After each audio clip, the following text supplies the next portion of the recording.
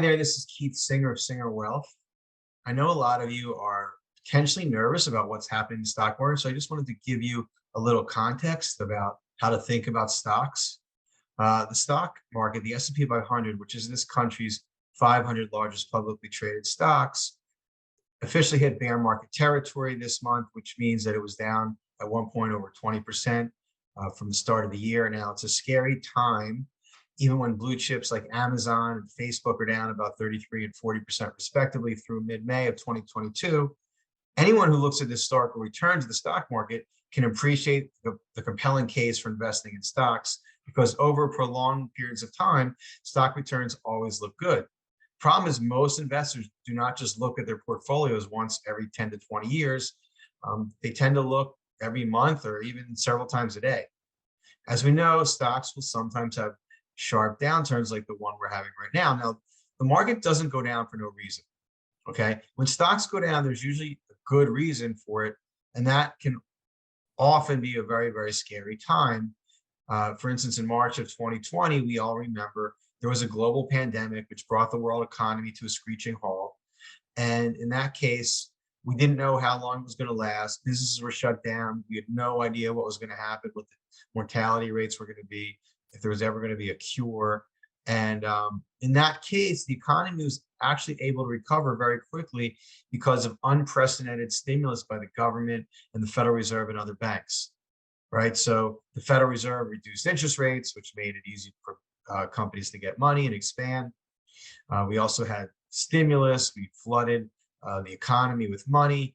And because of that, one of the side effects of making a very, very easy monetary policy is high inflation, right? I mean, it helps the stock market initially, but when you go overboard, there's high inflation. And so that's what we're facing right now. I think 8.5% for the last year, according to the Consumer Price Index. Now, whenever interest rates rise, investors are usually willing to pay less for stocks, especially for growth stocks, because growth stocks are basically companies that earnings are expected to grow in the future. So you're paying for more distant earnings than if you bought value stocks. Okay.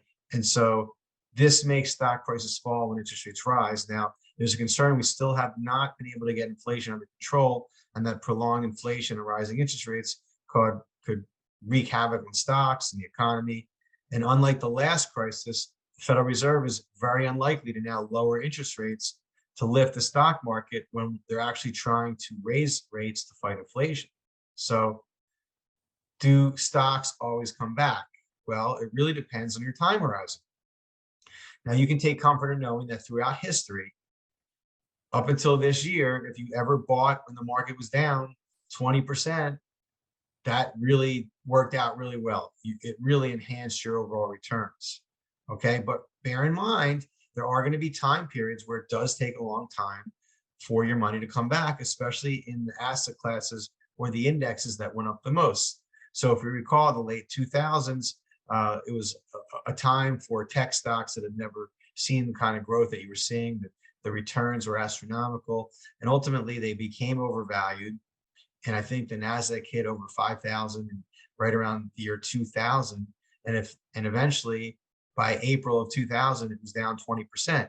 Now, if you said that's a buying opportunity, I get to buy these same indexes at a 20% discount, it took you 13 years to break even, because the market did continue to go down, at least that index. And so there are going to be times where the market takes a long time to come back.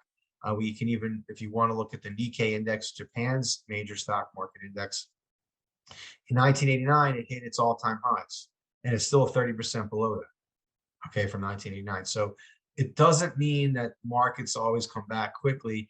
Over long periods of time, they do come back, and it's usually better to buy after markets have gone down than after they've gone up, but there's no guarantee, which means that you need to make your portfolio so that you don't have just all stocks and bonds, right? You have other asset classes, maybe some real estate, maybe some alternatives, maybe some strategies where even if the market goes down, you're not going to lose it all. But if it goes up, you can make money. And this is what we try to do for our clients, especially if they're in or near retirement, is make sure they have a very balanced portfolio, not just cookie cutter stocks and bonds, lots of alternatives, lots of things that don't have the same risk of the stock market, and they always have a safe place to take some money if they need it. So if you need to reach us, you can go to our website at singerwealth.com, or you can call us at 866 Wealthy. But anyway, thanks for listening. Hope this was educational. We'll talk to you soon.